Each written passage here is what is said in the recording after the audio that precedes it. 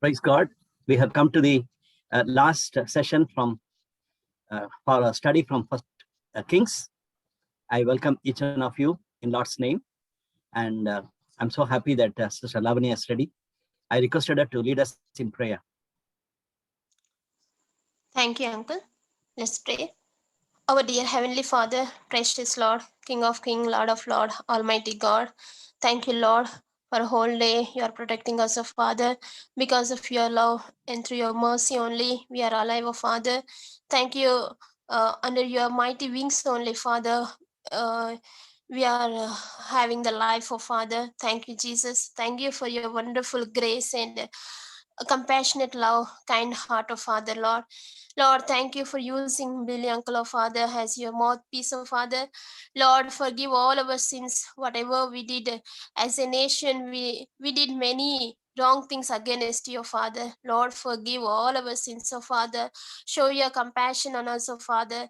Lord, help us, O Father, to know your word deep and deep. And we have to live for your word, O Father. Lord, through your word only we can live in this world, of Father. Lord, direct us and guide us, Father. Minister us through your word. Spirit of God, anoint your servant um, with your spirit, of Father, and use him in your mighty hands, of Father. In the name of Jesus, I pray. Amen. Amen. Thank you so much, Sister Lavanya. Sister Lavanya is from Hyderabad. I really thank her for her deep commitment for our Bible study.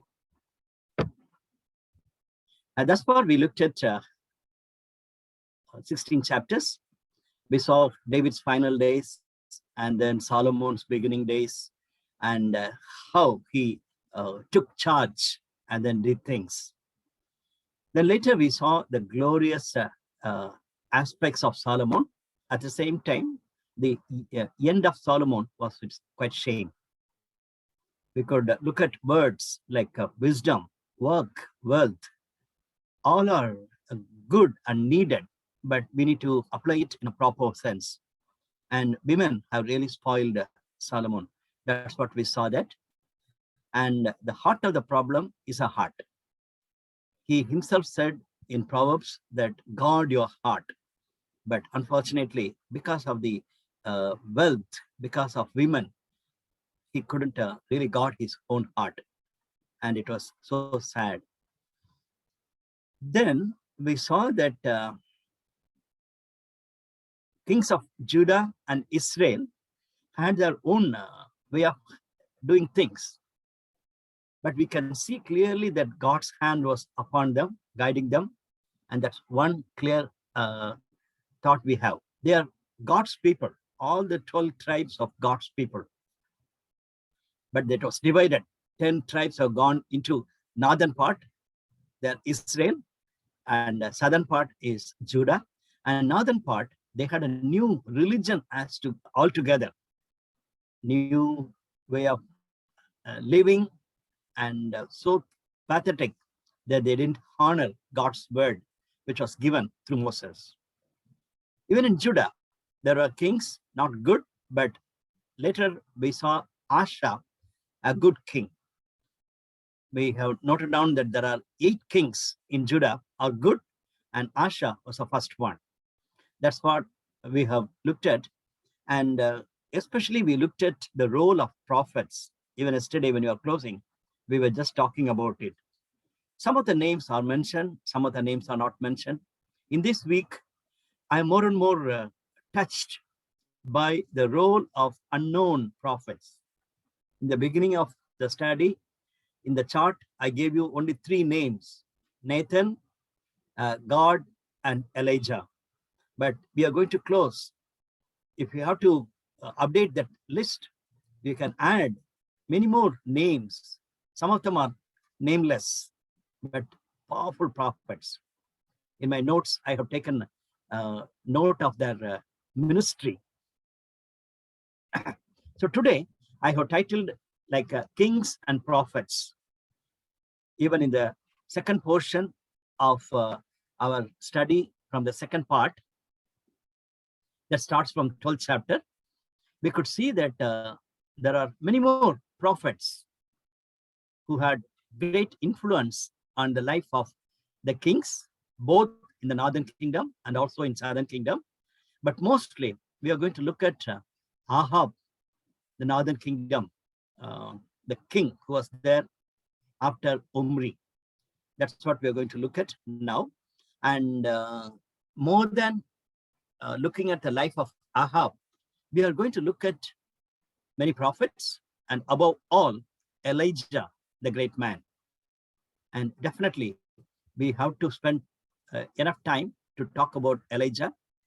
Consciously, I have selected a passage for our reading that is in 19th chapter. When you think of First Kings, you cannot afford to miss this passage. Chapter 19 talks about Elijah's deep down time. If you have your graph about your scripture, spiritual life, you can see that your graph will go up and up. When God is ministering to us, we are going up. When you go to a conference or when you are in a spiritual meetings, are going up. And then when we are falling into temptation, we are going down. And this is Elijah's down, real down. He was completely gone in terms of his spiritual strength and commitment. But God is good. And God has a tremendous plan and purpose in reviving even a person like Elijah. Later, you remember, whenever I think of Elijah, I remember what we studied in Luke and what we studied in Matthew also, where we see that Jesus stands to be heard. He took Peter, John, and James to a hill station, and there Jesus was talking to Moses and Elijah. Here is a man, Elijah, such a powerful character. God can send him back to talk with Jesus. Moses and Elijah were talking. But let's hear God's word. Today, I'm so happy that dear sister Rajshri from Mysore EGF, she is attending the Bible study, but she has sent a recorded reading, and we are going to hear God's word. Praise Lord. Reading from 1 Kings chapter 19 verse 1 to 9 from New Living Translation. When Ahab got home, he told Jezebel everything Elijah had done, including the way he had killed all the prophets of Baal. So Jezebel sent this message to Elijah, "May the gods strike me and even kill me if by this time tomorrow I have not killed you just as you killed them." Elijah was afraid and fled for his life. He went to Beersheba, a town in Judah, and he left his servant there. Then he went on alone into the wilderness, traveling all day. He sat down under a solitary broom tree and prayed that he might die. "I have had enough, Lord," he said. "Take my life, for I am no better than my ancestors who have already died." Then he lay down and slept under the broom tree. But as he was sleeping, an angel touched him and told him, "Get up and eat." He looked around, and there beside his head was some bread baked on hot stone and a jar of water. So he ate and drank and lay down again. Then the angel of Lord came again and touched him and said, "Get up and eat some more, or the journey ahead will be too much for you." So he got up and ate and drank, and the food gave him enough strength to travel 40 days and 40 nights to Mount Sinai, the mountain of God. There he came to a cave where he spent the night. Thank you. Thank you, yeah, Rajshri, for that wonderful reading. I really appreciate that. Let's start from 16th chapter, verse 29 onwards. In the 38th year of Asa, king of Judah, Ahab, son of Omri, became king of Israel, and he reigned in Samaria over Israel 22 years. This is a system normally formed when a king was anointed in Israel. The parallel king in Judah will be mentioned. Same thing, when a king was appointed in Judah, they will refer the king in Israel, northern kingdom and southern kingdom. and he has succeeded his father. That's what we read. And 22 years he was a king. But later part in the first passage, we read about his pathetic condition.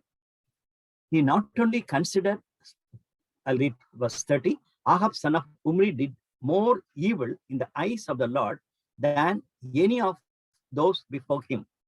There were kings. Yesterday we saw that at least 5 kings in a short time, they were kings after Jeroboam. And his father Umri is there, but he was so bad, so bad. That's what Bible says. He not only considered in travel to commit the sins of Jeroboam, son of Nebat, but he also married Jezebel, daughter of Jezebel, king of Zidonians, and began to serve Baal and worship him. My dear brothers and sisters, that's what I'm highlighting. See, here is a man. He is not, in our terms, not a non-Christian. He was very much part of the 10 tribes. So he was there very much as God's people. And he's supposed to be the leader for the God's people. But here we see that not only he was irritating God in terms of worshiping the evil, but also married a wife, and Jezebel. Later we see that she became a real headache for him and also for the whole nation.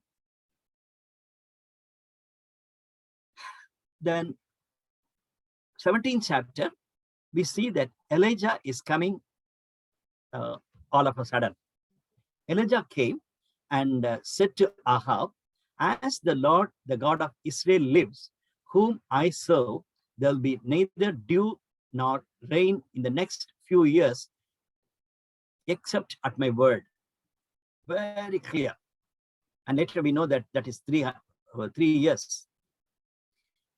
No rain, no dew. So that was a tremendous famine, and Ahab has to face it. And not only Ahab, even a prophet also has to meet that challenge. Then the word of the Lord came to Elijah. You leave from this place and go to the river and east to the Jordan. There was a stream, so there he was there, and God graciously provided food for him. And somebody said it's a delivered meal. Very true, but that is not new. Even in Exodus, we have seen that people of God were fed by God directly. So here Elijah was taken care by ravens. Very interesting. Now, normally crows will not share, and interestingly, God sent food through ravens. After that, when the stream was going down, God has asked him to go to Sarabak, a nearby village, and there he was blessed by a widow. From this chapter, we know that God is gracious, and God will meet our needs not from rich people, the richest people, or mighty people. God can meet our needs through widows. God can meet our needs through ravens. But only thing is, we need to be in the center of God's will. We need to commit ourselves in God's hand. The last verse in this chapter, you have to read this passage because lack of time. I'm just skipping the passages. It's a very simple narrative. In that way, if you can sit and read, you will enjoy reading the passage. In the last verse, that is verse 24 of 17th chapter, we read like this. Then the women said, that widow said to Elijah, now I know that you are a man of God, and that the word of the Lord from your mouth is the truth. What a beautiful testimony. Dear brothers and sisters, as part of this first King's Bible study, we were focusing on the prophets. Yesterday itself, I told you, some places it is mentioned as man of God. If you are going to take it to ourselves, it is about us, a man of God, a woman of God. And here the lady was telling, we truly believe that you are a man of God and you have the word of God that is truth. What a powerful testimony of Elijah. Then 18th chapter, we'll go fast, chapter by chapter. 18th chapter, we see that in the 3rd year, the word of the Lord came to Elijah, go and present yourself to Ahab, the king of Judah, Israel, and I will send rain on the land. God's words are very clear to Elijah. So Elijah went to present himself to Ahab 3 years later, but tremendous famine. Now the famine was severe in Samaria, and Ahab had summoned Obadiah, his palace administrator. Obadiah was a devout believer in the Lord.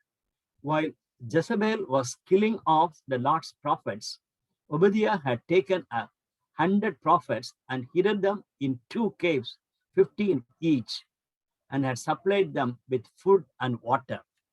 Look at that. There was a man of God, Obadiah. He was not a prophet like Elijah. He was not a full-time worker like that. He was the administrator of the palace. The king's palace administrator was a believer. In NIV, the same word is used, a devout believer in the Lord. My dear brothers and sisters, it is how true it is. Even today, you can see that there are many, many Obadiahs. They are in a hard situation. You may think that in that place, in that department, in that political situation, there won't be any believers. But God can keep Obadiah. And in a miraculous way, he helped 100 people to be hidden from the queen. And also, he can feed these 100 people. Think of it. Now, to take care of 2 or 3 people itself, we find it difficult. 100 people with a hard, hostile situation, they were there. And Obadiah was there. That's what I mentioned. The whole passage, we see that Obadiah was walking along and then doing things, and he was an administrator of the palace, but he was there. If I have to say a little differently, he's something like a secret Christian, very strong believer in Christ Jesus. But there are some believers very quietly doing the best, and people may not know that. Even the queen may not know that there was an Obadiah who is an administrator of this palace, is taking care of God's people. At the same time, in the same passage, we read about Elijah, who is opposite. He was not a secret believer. He was open. He will confront people. And he went and talked to Ahab and then told him very plainly, I'll give a challenge. You bring your own people, prophets, I will come. I'll come all alone. Then the king brought 450 prophets of Baal. Very unfortunate, very unfortunate. God's people were started worshiping the idols directly, and then the prophets were taking care of them. That's what we read in 18th chapter. And 450 of them came, and Elijah gave the challenge. You prepare an altar and start sacrificing, and I will keep it ready. We'll see how God is going to respond. So that's a very familiar passage for all of us. In case if you haven't read this story, I want you to read chapter 18. Read chapter 18. There it talks about Elijah confronting openly the prophets of Baal. There are many songs about this story. My brothers and sisters, easy to preach, easy to take a Bible study. But in a real situation, facing 2 or 3 people who are dead against God, and they give a challenge, how much am I ready to face them? And think of 450 people. And when we read this passage, we see that they were trying their best. They were shouting, and then they're doing all sorts of things so that their God can respond. But we know that they didn't respond. In the evening, Elijah started doing his sacrifice. Look at verse 36. I really like it. At the time of sacrifice, the prophet Elijah stepped forward and prayed. What did he pray? Lord, the God of Abraham, Isaac, and Israel, let it be known today that you are God in Israel, that I am your servant and have done all these things at your command. Very clear, and it starts with a very powerful attribute towards God. Lord, the God of Abraham, Isaac, and Israel. All the people who are there are the 10 tribes. They all know that they are supposed to pray to the God of Abraham, Isaac, and Jacob, but now they're worshiping Baal because of this 450 people. This evening, one of the thoughts I want to leave with you is the concept of God. What is my understanding of God? Not only just in prayer, overall, my concept of God. He had a clear-cut concept for this northern tribe. They are the people who are supposed to worship the Lord God of Abraham, Isaac, and Israel. We see that when the fire came and the Lord fell and burned up the sacrifice, the wood, the stones, and the soil, and also licked up the water in the streams. When all the people saw this, they fell prostrate and cried, "The Lord, He is God, the Lord, He is God." Verse 39, when all the people saw this, they fell prostrate and cried, "The Lord, God of Abraham, Isaac, and Jacob is the living God." And they worshipped him. And then immediately he arranged in such a way that 450 people were killed. Look at Elijah the Great. We can see that he was really turning the whole nation into a God-fearing nation. People can prostrate and worship the Lord. And when he prayed, no rain, and there was a tremendous famine. But God graciously helped him to be fed by ordinary people. 3 years later, in this chapter, we saw that he is confidently meeting Ahab. He was so very strong. Then he is challenging Baal's prophets. And then he was praying. This prayer, just now we saw that. And slaughtering all the prophet of Baal. Then he promises rain will come, and it came. They couldn't believe, and there was no possibility of rain. And his assistant had to go to see whether the rain is going to come. 7 times he has to go. That's what we read in this passage. In the 7th time, he says, there's a slight sky is changing. We may have rain. But quickly, there was a heavy pour of rain. The last verse, it says, chapter 18, verse 46, it says, the power of the Lord came to Elijah, and tucking his cloak into his belt, he ran ahead of Ahab all the way to Jezreel. And they were meeting in a challenging place where 450 prophets were killed. And he started praying, and the rain started coming. Then he asked the king, "You rush, better you go home, otherwise you will be in trouble because of the heavy rain." And 27 kilometers he ran ahead of the king. Why do I say that? Because of the next chapter. Just now, Rashri has read the passage for us. You need to know the background of this great man, Elijah. But in book of James, chapter 5, verses 17 and 18, we read about him. Elijah was a human being, even as we are. He's almost like us. He prayed earnestly that it would not rain, and it not rain on the land for 3.5 years. Again he prayed, and the heavens gave rain, and the earth produced its crops. James could clearly say about the faith of Elijah, ordinary man like us, but through faith, he can do miracles.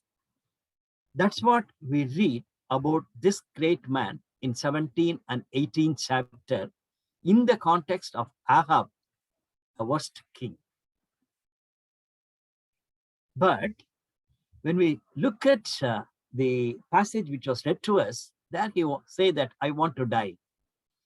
Why he wanted to say that? He was afraid of that lady.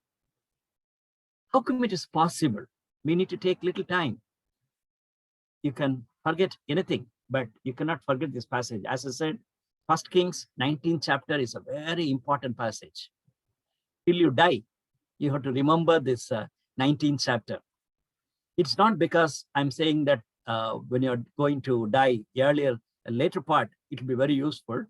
In the outset itself, I want to tell you, this message of I want to die, it is in the mouth of young people. Many, many young people wanted to commit suicide, wanted to leave this world, wanted to die, including Christian workers and Christians. Why? Because they are not in a position to face one lady. They are not in a position to meet somebody. They are not in a position to meet some occasion. So they want to die. This evening, I challenge you, my brothers and sisters. When you look at the Bible, we see that Moses said, Lord, it's too much. Please take my life. Job prayed when he was suffering like anything. In the beginning, he said, Lord, take my life.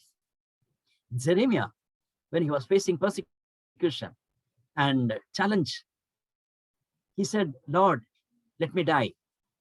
And Jonah, we know, Jonah was a reluctant missionary. He went and preached God's word, but as God's word said, he didn't punish the Nineveh, but God changed their mind and God blessed them. So Jonah was upset and he wanted to die. My brothers and sisters, I'm sure that none of us who are here in this Bible study and those who are going to hear this Bible study in the YouTube have this tendency of committing suicide or leaving the world. Lord, I want to die. That may not be there right now. But when you look back, you had some times, Lord, it's too much for me. I don't want to live. Better you take my life. But this evening, I want to challenge you with a different perspective. Are you thinking of quitting? You have taken some responsibility. You have gone forward. Somebody discouraged you. Somebody said, I will kill you tomorrow. And many sort of persecution, oppositions, and hard words came, and you wanted to quit. Instead of using the word die, I want to use the word quit. In case, if any one of you are here thinking that I will quit from my involvement with God's work and from my relationship with God, I will quit from this fellowship, things like that, it's a challenge. How come it happened? Three things I have to tell you. First is there was he was exhausted because of the spiritual warfare. The spiritual warfare is big.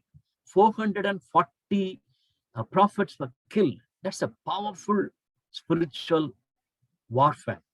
Even today in our life, when we have spiritual warfare like that, directly attacking the devil, you will be exhausted. And naturally, you will be down. You'll be ready for that. Second thing is, it's a psychological exhaustion. He was exhausted because of that psychological reasons. Because when he prayed, from nowhere, rain came. He's not God. He's an ordinary man. That's what James says. But God, in his mercy, brought rain. Psychologically, it's a big thing. My brothers and sisters, be ready for that. Psychologically, when you do great things, when you achieve great things, when you do performance, like you are conducting a program, you are exhausted because of the psychological effect. It could be bad program or a good program. If it is an excellent program, I tell you that you'll be exhausted. Thinking of it, you cannot sleep. You'll be excited. What your boss said, what others told about you. And that's a psychological effect. Third one, I mentioned 27 kilometers he was running. The previous verse says he was running. That's a physical exhaustion. Physically, he was exhausted. Psychologically, he was exhausted. Spiritually, he was exhausted. And now he's facing this small problem compared to many things he did. When one lady said, I will kill you by tomorrow, he could have easily prayed to the Lord, Lord, I want to hide from her, help me. Simple prayer, but he couldn't pray. He ran away from there. Even he left his servant and he went and hid himself. If it can happen to Elijah, how much you and me have to be very, very careful. So remember, 1 Kings 19 chapter, first passage talks about Elijah's deep, deep depression. Whenever you come across depression, go back to God's word. And Elijah is the first person you have to remember. Interestingly, in New Testament, Jesus is talking to his disciples in a different way to die. He says, you die for yourself. Very important. All the gospels are writing like that. We have to die for ourselves, not dying physically, not dying spiritually, but ourselves have to die. Consider that. Consider that. But I'm just taking the context outward. But here we need to consider Elijah's deep depression has led him differently. But when we just now heard Rajshri reading that the angel came and touched him. That's the word is there. The touch of God, the touch of angel was there. And then he saw food, and then he drank food and ate the food, slept. So whenever we are in trouble, we need to keep this in mind. God knows it. You need rest. You need physical rest. Sleep, sleep, sleep. Eat and sleep. Eating, drinking, sleeping. From my own experience, I know that when I'm exhausted, I want to do only these two things. I want to just eat and drink, after that sleeping. Otherwise, I'll be in trouble. Not only physically, even spiritually. God understands. My brothers and sisters, I want to tell you, our God understands. He didn't scold Elijah. Then he took him to the hilltop. And there God wanted to communicate to him. There was an earthquake. There was a fire. Elijah could not see God there. But there was a gentle breeze. And there Elijah could feel God's presence. Very powerful passage. Very powerful passage. My dear brothers and sisters, God wanted to communicate to Elijah. There are some incidents like earthquake. You can kill 450 people just like that. And there could be fire. And miraculous things can happen. But at the same time, remember the silence of God. Be quiet. Take time. Take time. And 110 years back, the charismatic movement started coming. And all over the world, we know that charismatic movements are growing. Praise the Lord. And the charismatic movement should realize that the quietness of God is also part of God's revelation. Not every time fire, fire. Not every time earthquakes. Even in gentle breeze, voice, God can speak. I don't know what is the present condition of our spiritual life. God wants to touch us. God wants to reveal himself to us as he did to Elijah. Let's continue. Next 3 chapters, Ahab had different experiences. And many people confronted Ahab, or Ahab had to join with others. That's part of life. First is in chapter 20, we read about the Syrian king. And Ben-Hadad, king of Aram, Syria, mustered his entire army, and he wanted to take all the possessions of king of Ahab. Then he sent a clear-cut message to him saying that my people will come and take precious things, not everything. The people who are precious, I will take it from you, and things which are precious, I will take it from you. And Ahab was really disturbed. Then Ahab said, nothing doing. And during that time, the prophets came one by one. And the prophet said, don't worry.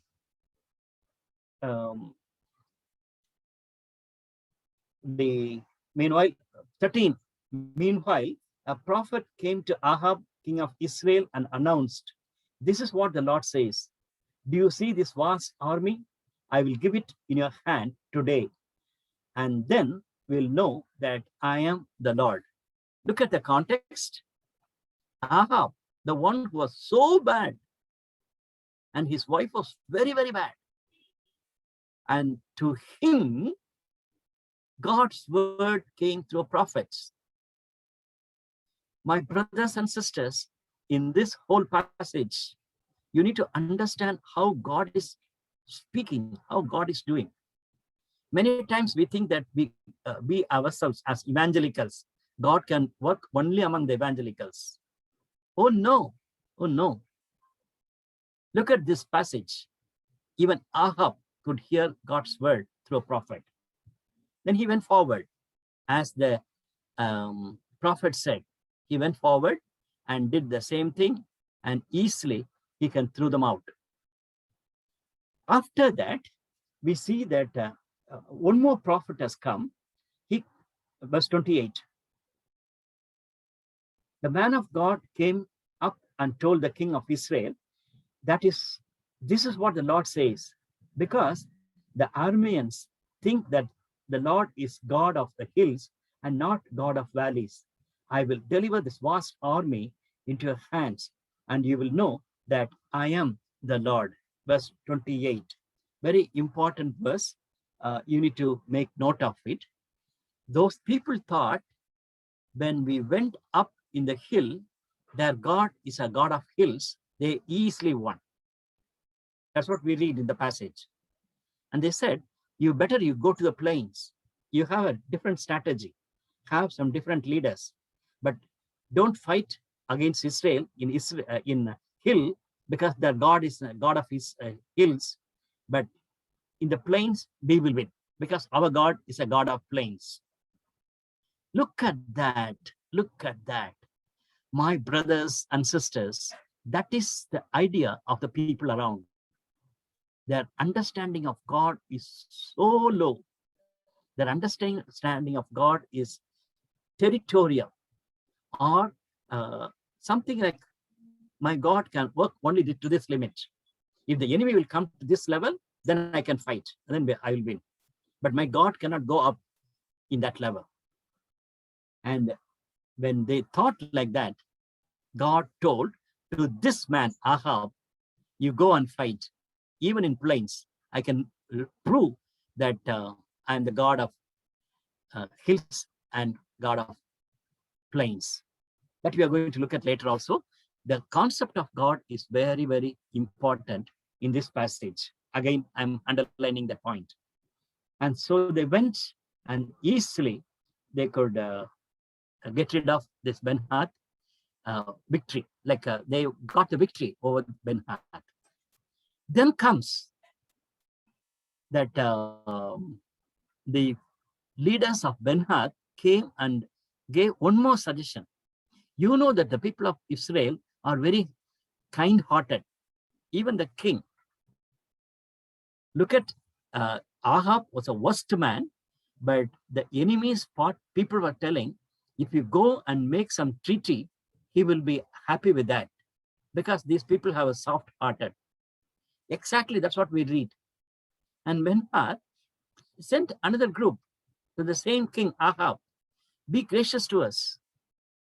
And look at that, foolishly, Ahab had a treaty with him, peace treaty with him. Not only that, the words in which he was telling, it was so bad. And during that time, a prophet came. And a prophet came and told him very clearly, this is what I'm going to say in verse 41. Then the prophet quickly removed the headband from his eyes, and the king Israel recognized him as one of the prophets. This passage is very interesting, where he enacted, the prophet enacted. He's not simply saying that this is what God's word says. He was beaten by another prophet, and with all this wound, he comes and talks to the king. And this is what the Lord says. Now, after the act, he says the word, you have set a free man, and I had determined should kill. You should have killed him, but you allowed him to go. In the Old Testament prophets and in Old Testament history, we read about it. Even when we are looking at Isaiah, we saw that. You are supposed to kill them, but you allowed them to live. You are soft-hearted, but because of that, you will be punished. What do I say that? Now, in New Testament, we don't need to kill people. Those who may attack us or those may be very angry with us, don't kill them. But you cannot have compromise with them. Okay, I'll come down and let me be compromising with you. That you cannot do it. At any point of time, don't compromise. Even in this evening, I got a powerful WhatsApp message from one of our participants. I don't think he'll be here in this meeting. Coming Sunday, he's going to be persecuted. So he said, Uncle, tomorrow I will leave from my home because the people around, they hate me because I love Jesus. In my whole village, people wanted to take me to the temple, wanted to pronounce the names of God. So I'm going to leave my village now. We have to pray. We have to pray. No compromise. Not saying that, okay, I'll come to the temple, but I will pray for Jesus. I won't utter these names. Not like that. He says very clearly, young man, brilliant man. He says, I want to leave my village, my family, and to be away for some time. My brothers and sisters, no compromise, no compromise. I pray for him. You also can pray for him. Then comes chapter 21. It is cruelty. We can see that. Very bad, very bad. 21 talks about an innocent man by name Naboth. He has a beautiful vineyard very next to the king Ahab's garden. The king wanted to take that place for his kitchen garden. That's what we read. Exactly, it says. Ahab said to Naboth, let me have your vineyard to use for vegetable garden, since it is close to my palace. In exchange, I will give you a better vineyard, or if you prefer, I will pay for what it's worth. But Naboth replied, the Lord forbid that I should give you the inheritance of my ancestors. From Naboth's point of view, he was not at all wrong in saying that this is the property I have received from my parents and I need to be faithful. Nothing wrong in that. But look at this, the king, the greedy man, just to have a garden, vegetable garden, he was asking for neighbor's property. Greed, greed. Verse 4, so Ahab went home sullen, angry, because Naboth the Jezreelite had said, I will not give you the inheritance of my ancestors. Nothing wrong in saying, but it was really hurt the king. He lay on his bed, suckling, and refused to eat. It's almost like small children, not even as young people, small children. Small children will go and ask for something. If somebody will not give them that one, they will immediately go and they will not eat. They will lie down in the bed and then turn their face. And there comes his bad wife. She came and asked him, "Oh, you're not eating." Then he said, like a small child. And she said, "You will get it." Then she made something like, as Moses says, you make two witnesses, immediately you will get it. So she followed that law, but cruelly and ruthlessly. My dear brothers and sisters, even today in our Christian churches, we follow some rules like what Moses said, I need only two witnesses. And in the secular world, we see that even a court decide like that because they have law and they don't have mercy and they don't think of justice. And for her, she wanted only two witnesses to say that Naboth was a bad man. They killed him and taken the place and gave it to her husband. That is the cruelty of the women. And verse 17 in 21. Then the word of the Lord came to Elijah. Who is this Elijah? He was a prophet who had confronted the king and confronted the 450 people, but later he was ready to die. He wanted to quit, but God in his mercy strengthened him. God could have sent one more prophet without any names. One more prophet could have gone and confronted Ahab. But look at here, Elijah went and told him, what you have done in verse 19. Have you not murdered a man and seized his property? Then say to him, this is what the Lord says, in the place where dogs lick Naboth's blood, dogs will lick up your blood. Yes, yours. Very clear judgment of God against Ahab. And the prophet Elijah had a guts to say that, and he went and forward. And when he saw them, the king was telling, my enemy, you have come. Like that he was shouting, but he told him. But when he told all these things, he repented. That's what we read in chapter 21 in the end. And verse 28, then the word of the Lord came to Elijah. Have you noticed how Ahab has humbled himself before me? Because he has humbled himself, I will not bring this disaster in his day, but I will bring on his house in the days of his son. Why do I take time to talk about a little bit of Ahab? That's one of my concerns this evening. That's what I'm sharing. Ahab was not a non-Christian. He's, in our terms, he's a Christian because he's part of the 10 tribes.